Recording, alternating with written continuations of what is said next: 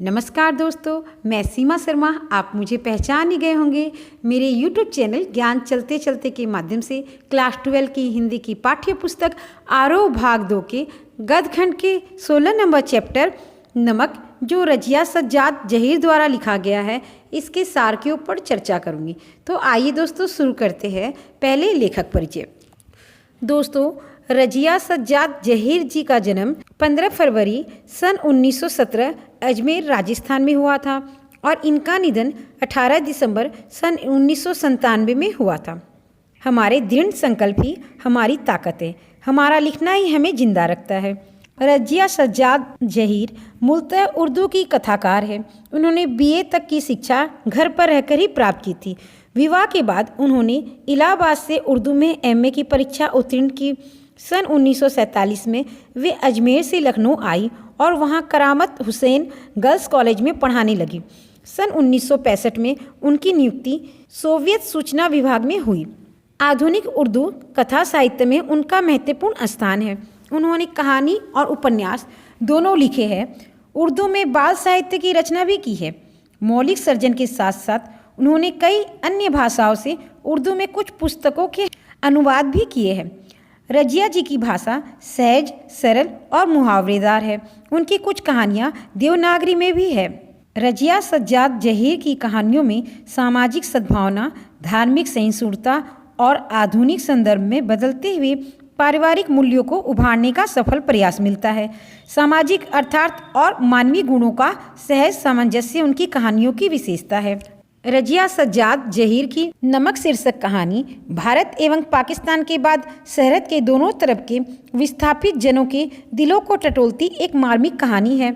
दिलों को टटोलने की इस कोशिश में अपने पराये देश प्रदेश की कई प्रचलित धारणाओं पर सवाल खड़े किए गए हैं। विस्थापित होकर आज सिख बीबी आज भी लाहौर को ही अपना वतन मानती है और सौगात के तौर पर वहाँ का नमक लाए जाने की फरमाइश करती है। कस्टम अधिकारी नमक ले जाने की इजाज़त देते हुए जिसे ले जाना गैर कानूनी है, दिल्ली को अपना वतन बताता है। इसी तरह भारतीय कस्टम अधिकारी सुनील दासगुप्ता का कहना है, मेरा वतन ढाका है। राष्ट्रीय राज्यों की नई सीमा रेखाएं खींची जा चुकी है और मजहबी आधार पर लोग इन रेखाओं के इधर उधर अपनी जगह मुकर्रर कर चुके हैं। इसके बावजूद जमीन पर खींची गई रेखाएं उनके अंतर्मन तक नहीं पहुँच पाई है। राजनीतिक यथार्थ के स्तर पर उनके वतन की पहचान बदल चुकी है, किंतु ये उनका हार्दिक यथार्थ नहीं बन पाया है। एक अनचाही अप्रीतिकर बाहरी बाध्यता ने उन्हें अपने अपने जन्म स्थानों से विस्थापित तो कर दिया है, पर वह उनके दिलों पर कब्जा नहीं कर पाई है। नमक जैसी छोटी चीज का सफर पहचान के इस हार्दिक पहलू को परत दर परत उघाड़ देता है। यह हार्दिक पहलू जब तक सरहद के आर पार जीवित है, तब तक यह उम्मीद की जा सकती है कि राजनीतिक सरहदें एक दिन बेमानी हो जाएगी। लाहौर के कस्टम अधिकारी का यह कथन बहुत सारगर्भित है। उनको यह नमक देते वक्त मेरी तरफ से कहिएगा कि लाहौर अभी तक उनका वतन है और दिल्ली मेरा, तो बाकी सब रफ्ता रफ्ता ठीक हो जाएगा। इसे पढ़ते हुए एक सवाल हमारे मन में जरूर उठ सकता है, क्या धर्म मजहब के आधार पे नई सरहदों के आर पार फेंक दिए गए लोगों की वह पीढ़ी, जिनके दिलों में अपनी जन्मस्थली के प्रति गहरा लगाव है, के खत्म हो जाने पर रफ्ता रफ्ता ठीक हो जाने की उम्मीद भी खत्म हो जाएगी? क्या नई पीढ़ी के आने पर भी यह उम्मीद रहेगी? आइए दोस्तों, अब पाठ पे लौटते। साफिया अपने एक सिख पड़ोसी के यहाँ कीर्तन में गई थी। वहाँ एक सिख बीबी उसे अपनी माँ की तरह लगी। साफिया ने उन्हें बताया कि वह कल सुबह लाहौर जा रही है, तो सिख बीबी ने उन्हें लाहौरी नमक लाने के लिए कहा। लाहौर पहुंचने पर साफिया के भाई ने यथास्थिति बताई कि भारत नमक ले जाना गैरकानूनी है, तो बात की धनी साफिया फलों की टोकरी में छुपाकर नमक की पुड़िया रख लेती है। इस प्रकार कस्टम अधिकारी के सामने आने पर वह मोहब्बत का तोहफा छुपाती नहीं बल्कि सामने रख देती है।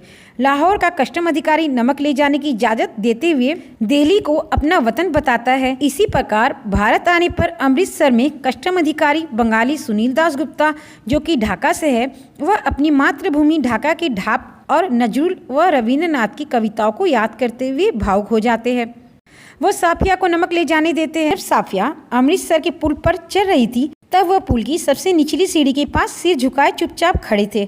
साफिया सोच रही थी कि किसका वतन कहाँ है, वह जो इस कस्टम के इस तरफ या उस तरफ।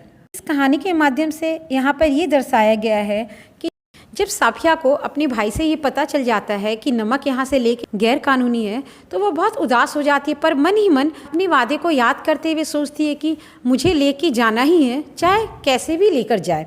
भाई द्वारा साफिया को यथास्थिति बताए जाने पर यहाँ पर यह दर्शाया गया है कि जब साफिया के भाई ने ये कहा था कि लाहौर से भारत नमक ले जाने के ऊपर प्रतिबंध है, तब साफिया के मन में द्वंद्व पैदा हो गया। भावना के स्थान पे बुद्धि धीरे धीरे हावी होने लगी। साफिया सोचने लगी कि अगर वह नमक हाथ में ले ले और कस्टम वालों के सामने सबसे पहले इसी को रख दे, अगर कस्टम वालों ने मना कर दिया तो सिख बीबी से किए हुए वादे का क्या होगा। अगर वह किन्नू के टोकरी के नीचे छुपा कर रख दे और फलों के बीच छुपा कर रख दे तो कोई इसे नहीं देख पाएगा। और आगे साफिया के ही मन का द्वंद्व चलता है कि उसे कुछ ऐसा करना चाहिए कि वो अमृतसर तक नमक ले जाए। साफिया जब अमृतसर पुल पर चढ़ रही थी तो बंगाली कस्टम अधिकारी उसे सिर झुकाए देख रहे थे, यानी कि वो खुद चाह रहा था कि वो नमक वहाँ से लेकर जाए। उन्हें नमक का प्रसंग छिड़ जाने पर अपने वतन ढाका की याद आ रही थी। वे अपने ढाका को याद करके भावुक हो रहे थे, इसलिए सिख बीबी के नमक को वे ढाका को ढाब से तारतम्यता स्थापित करके भावुक हो रहे थे। यहाँ पे इन्होंने स्पष्ट रूप से बताया है कि कस्टम अधिकारी भी अपने देश को, अपनी जगह को लेके कितना भावुक रहता है। अर्थात हम ये कह सकते हैं कि उपरोक्त कथन विभिन्न व्यक्तियों द्वारा विभिन्न समय पर कहे गए हैं, लेकिन वह समानता क्या है? वह है अपने वतन से प्यार की। लाहौर का कस्टम अधिकारी, अमृतसर का कस्टम अधिकारी दिल्ली और ढाका को याद करके भावुक हो जाते हैं। भारत पाकिस्तान के बंटवारे हो जाने पर भी लोगों के दिल बटे नहीं है। वे भले ही लाहौर और अमृतसर में हो, लेकिन उसका दिल ढाका और दिल्ली में रहता है। बंटवारा भी उन्हें उनकी मातृभूमि वतन के प्रति प्रेम से दूर नहीं रख पाई। अर्थात इस पाठ के माध्यम से ये दर्शाया गया है कि साफिया कितनी ज़्यादा भावुक थी। साफिया में भावुकता की भावना विद्यमान है। सिख बीबी के कहे अनुसार वह लाहौर के नमक को भारत लेके जाना चाहती है। साफिया अपने वादे को किसी भी प्रकार पूरा करना चाहती है। साफिया के मन में किसी प्रकार का कपट भाव नहीं है, इसलिए वह मोहब्बत के तोहफे अर्थात नमक को सीधे सीधे कस्टम अधिकारियों के सामने प्रस्तुत कर देती है और उन्हें समझाने में सफल भी हो जाती है। इस प्रकार वादे की पक्की साफिया अपने वास्तविक दृष्टिकोण से नमक ले जाने में सफल हुई। दोस्तों, किसी भी पाठ से संबंधित किसी भी व्याख्या, किसी भी प्रश्न उत्तर से रिलेटेड कोई क्वेश्चन हो तो आप मेरे से कमेंट करके पूछ सकते हैं, मैं जवाब ज़रूर दूंगी।